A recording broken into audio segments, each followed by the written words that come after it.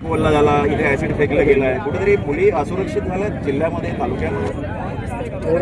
सगळीकडे समन्वय तालुका असो किंवा जिल्हा असो किंवा महाराष्ट्र असो, ह्या मुलींवरती कुठे ना कुठे आपण वारंवार हल्ले होताना बघत आहोत. कुठे रेप केस होत आहेत, कुठे ॲसिड हल्ले, कुठे चाकूने हल्ले. अतिशय वाईट अशी परिस्थिती महाराष्ट्रामध्ये उद्भवलेली आहे. मला एवढंच सांगायचं आहे की शासनाला कठोर कायदे असे केले पाहिजे की मुलींवरती हल्ले झाले नाही. आता ही जी घटना आहे, या 3 दोषी अजूनही सापडलेला नाही आहे, कुठेतरी पोलीस निष्प्रभ ठरतायत या सगळ्या. तर ह्या सगळ्या गोष्टींमध्ये म्हणजे काय मत राहिलेलं आहे की पोलिसांना सहकार्य केलं पाहिजे. जिथे कोणाला काही इन्फॉर्मेशन असेल त्यांनी पोलिसांपर्यंत पोहोचवली पाहिजे.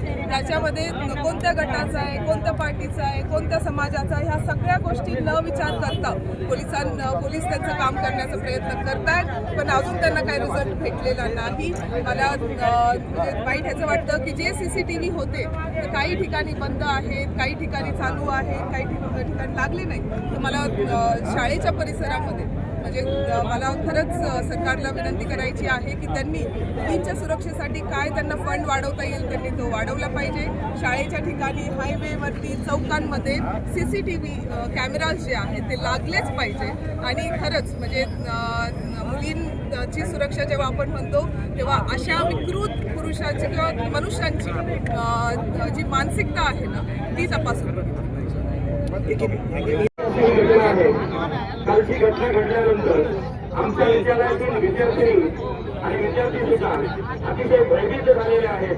आणि अशा या भयभीत परिस्थितीमध्ये आज विद्यार्थ्यांची संख्या शाळेत येण्यापासून घोडावलेली आहे. आमच्या आपल्याला पण वाटायला पाहिजे, कारण ते आपल्या समोर होते. तुमचं रक्त उचलून येत नाही का? यायलाच पाहिजे. आणि प्रशासनाला मी नम्र विनंती करतो की लवकरात लवकर तुम्ही यांच्यावरती कारवाई करा. बांधव खऱ्या अडचणाच्या तळमळीने इथे उपस्थित राहिलेले आहेत. शाहू फुले आंबेडकर त्यांच्या या महाराष्ट्रामध्ये आपल्या संगमनेरमध्ये अशी निंदनीय घटना कालची घडली की वेगळ्या तुमल्यावरती ऍसिडचा हल्ला नारायण मान्य केला.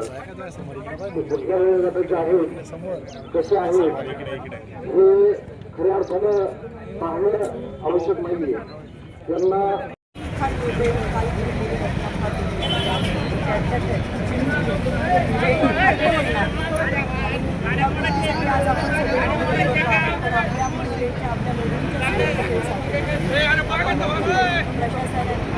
पोलिसांनी वेळोवेळी जर अशा वेळेत जर कठोर शिक्षा केली तर अशा प्रवृत्ती घडणार नाही. कारण की आपण बघतोय मी सांगत नाही का अशा घटना असे आहे, पण यांना रोडला माणसांची प्रमाण कमी असतं आणि या माणसांचं प्रमाण कमी असतं. या रोडला जर अशा घटना घडल्या तर त्याला काय करावे लागेल आणि याचा जर शासनाने याचा जर या प्रशासनाने जाहीर निषेध द्यावा. बोलतील पटापट जाहीर निषेध, जाहीर निषेध, जाहीर निषेध. आपल्या वडगाव शाळेतील या चिमोड्यावर झालेला हा हल्ला, या हल्ल्यामध्ये हल्ला आहे. त्याचा जो कोणी गुन्हेगार असेल त्याला लवकरात लवकर ताब्यात घेऊन त्याला जास्तीत जास्त शिक्षा झाली. खऱ्या अर्थानं आमच्या मुलींना शाळेत